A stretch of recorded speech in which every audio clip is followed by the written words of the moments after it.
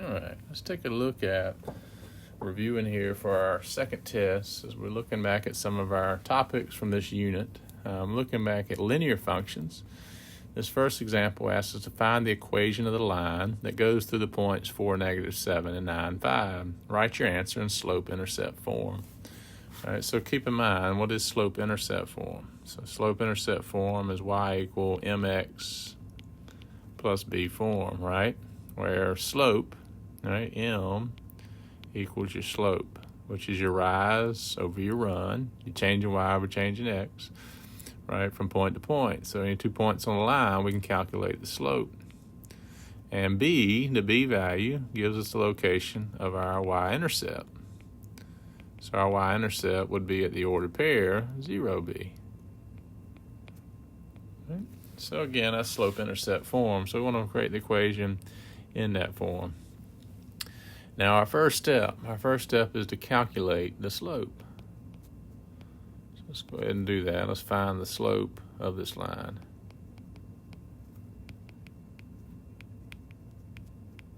Find the slope m. All right, so again, what is m? M equals, again, we'll review back to our definition of slope, rise over run. So we've got the change in the y values, y2 minus y1 over x2 minus x1, right? Vertical distance over horizontal distance. So with our 2 points given, right, we've got y1, y2. We can even label them x1, y1, there's x2 and y2. So we've got 5, right, minus -7 divided by the change in the x-coordinates, which is 9 minus 4. And as we simplify, that gives us 5 plus 7 over 9 minus 4, or 5. So I end up with 12/5 for my slope. All right? So there's m. So we've got m, right? Now that we have m, right, we can start to write out our equation. Right, so that implies slope-intercept form. Slope-intercept form equation, right, is y equal to mx, 12/5 x, plus b, right? So again, there's that slope value, y equal mx plus b. So now our second step, step 2, right, is to go find b. So to finish it off, we got half of what we need. Now we got to go calculate the y-intercept location. All right, and we're going to do that by plugging in a point. All right, so let's use the point. So we know it passes through. So again, I'm going to write it here a different color. So let's pick a point. So it passes through, what, 4, -7. I'm going to use that. So there's x and there's y. So that implies y, which would be -7, equals 12/5 times x, which is 4, right, plus b. So again, plugging in that ordered pair, you pick either point, 9, 5, or 4, -7. I picked 4, -7. Now, what does that give us? That gives an equation with one unknown in it. So we got to solve for b, right? And to do that, let's go ahead and simplify. So I got -7 equal to, what's the -12/5 times 4? That's 48/5, right? Plus b. And then we'll go ahead and subtract. I'll go ahead and move that over. So as we minus 48/5. Subtract it over to the other side to get b by itself. So that implies what? So b, right? B is equal to -7 minus 48/5. Now, with that said, we got two fractions with different denominators. Let's go ahead and rewrite 7 with a denominator of 5. So as we do that, we multiply the numerator and denominator by 5. And that gives us -35/5, which is still, right, -7, but we like that because now we can combine, right, these two fractions. We've got like fractions now. So we plug that in. All right, so again, as we're simplifying down, what is -35 minus 48? So as we subtract those, we get negative, 83 fifths for our y-intercept. So there's our value of b, right, in our problem. So we've got our b value. So now we've got everything we're looking for. So in this problem, right, we can go ahead and write out our equation. So we got m and we've got b. All right, so looking at the slope-intercept form equation, we'll write our answer here down at the bottom. So that implies y is equal to 12 fifths x, right, plus b, which is plus negative 83 fifths, right, or as we simplify, y equal to 12 fifths x minus 83 fifths.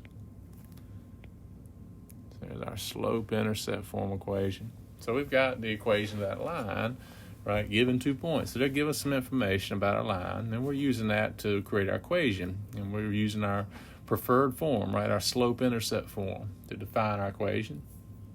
Let's do another one like that, a similar one. Let's look at problem 2.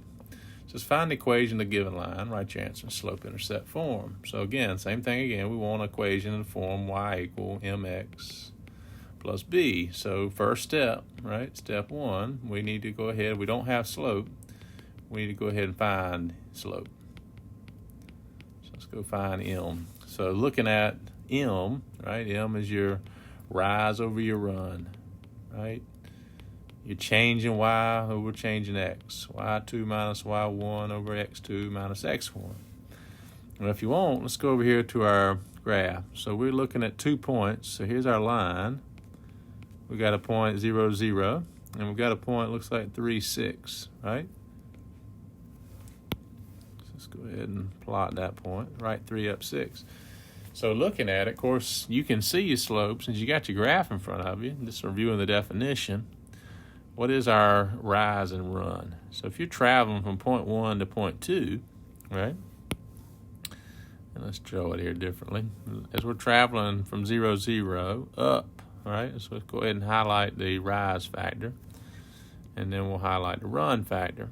So here's our rise, right? So we're rising, and how many units is that? We've gone from 0 to 6. We've gone up 6 units. And here's our run factor. So our run factor, right, is how far left and right. We've gone from 0 to 3 on the x-axis. So m, right, m should be 6 over 3, or 2. Now, you can go over here to your formula, right? You didn't have to use your definition, but you can plug in your numbers here. So again, what's labeled these? x1, y1, there's x2 and y2. But again, if we subtract the y coordinates, we're going to get that rise factor. 6 minus 0, which is 6, that vertical distance. And if we subtract the x coordinates, 3 minus 0, we get 3. So yeah, our slope, m equals 2. And now we got to find b. So again, right now, our equation. So we got y equal to mx of 2x plus b, right? M equal 2. All right, now let's go find b. So b is our missing part. So that's step 2. All right, go calculate that value. Find out where this line crosses through the y-axis. Well, we already have it, right? What is b? B is our y-intercept. Right, so we already have that point. So y-intercept is equal to 0, 0. So that implies b equals 0. So this one's easy. We already can see the y-intercept point. So we don't have to plug in a point and solve a b. We already have that value. So here's our b value. So that implies our equation in slope-intercept form is y equal to 2x plus 0, which is just y equal to 2x, right? So again, given the graph, right, made that one quick and easy. We could see everything in front of us. That's finding that equation at a line. All right, let's do 2 more examples of equation of lines here on this page in problems 3 and 4, where it asks to find a horizontal line in problem 3 and then a vertical line in problem 4.